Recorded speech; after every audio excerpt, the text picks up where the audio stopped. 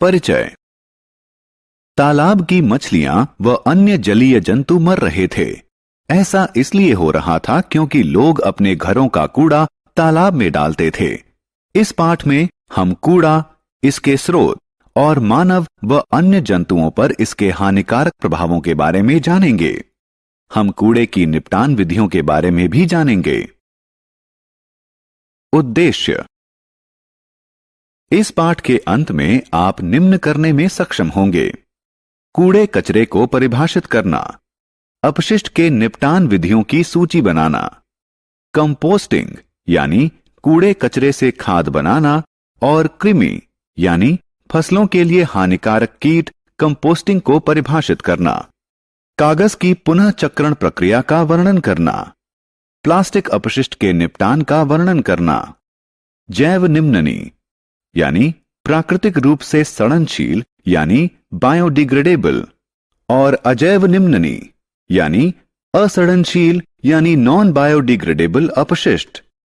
हमारे दैनिक क्रियाकलापों के कारण विभिन्न स्रोतों से विविध प्रकार के अपशिष्ट उत्पन्न होते हैं।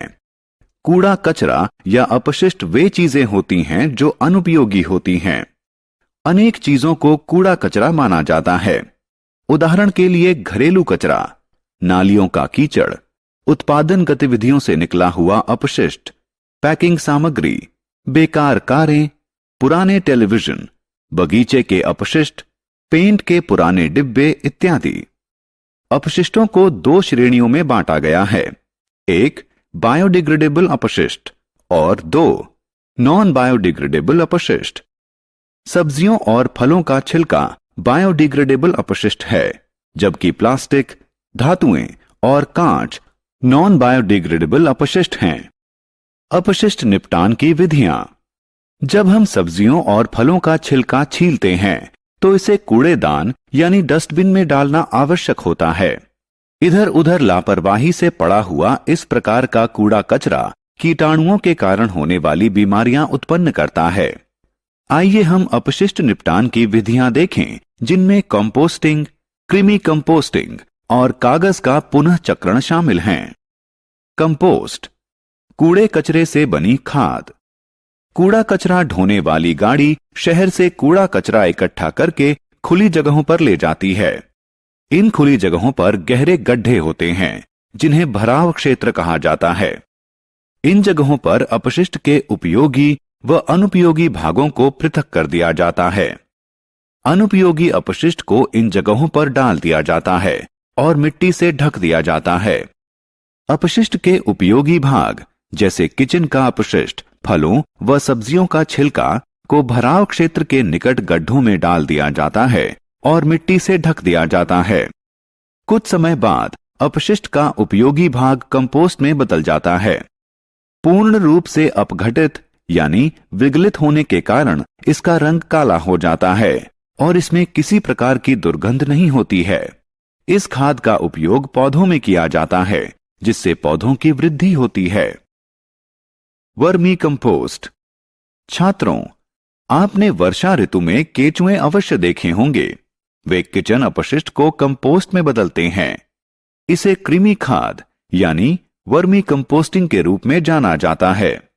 वर्मी कंपोस्टिंग के लिए लाल केंचुओं का इस्तेमाल किया जाता है, जो दांत रहित होते हैं।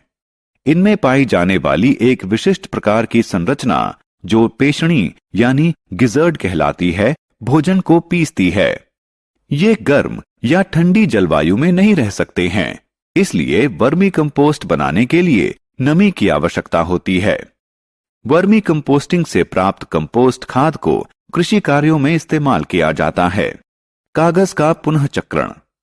अब हम कागज के पुनः चक्रण के बारे में सीखेंगे। कागज का पुनः चक्रण वह प्रक्रिया है जिसमें बेकार कागज से नए कागज का उत्पादन किया जाता है। कागज के पुनः चक्रण के लिए पुराने समाचार पत्रों, पुराने लिफाफों, पत्रिकाओं, पुरानी कॉपियों, अनुपयोगी कागज, एक टब और तार से बने हुए लकड़ी के फ्रेम यानी जाली फ्रेम की आवश्यकता है। समाचार पत्रों और बेकार कागज को 1 या 2 दिन तक पानी में भिगोएं। अतिरिक्त पानी निकाल दें। भीगे हुए कागज को कुचलकर पेस्ट यानी लुगदी बनाएं। उसके बाद टब में पानी व पेस्ट डालें और इसे हिलाएं। जाली फ्रेम को कटोरे में डुबाए रखें। उसके बाद फ्रेम को टब से धीरे धीरे निकालें और तुरंत इसे समस्तरीय स्थिति में लाएं।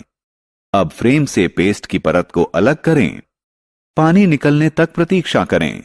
इस तरह हमारे पास पुनः चक्रित किया हुआ कागज है। अजैव निम्ननी अपशिष्ट का निपटान। अब हम अजैव निम्ननी अपशिष्ट का निपटान देखेंगे।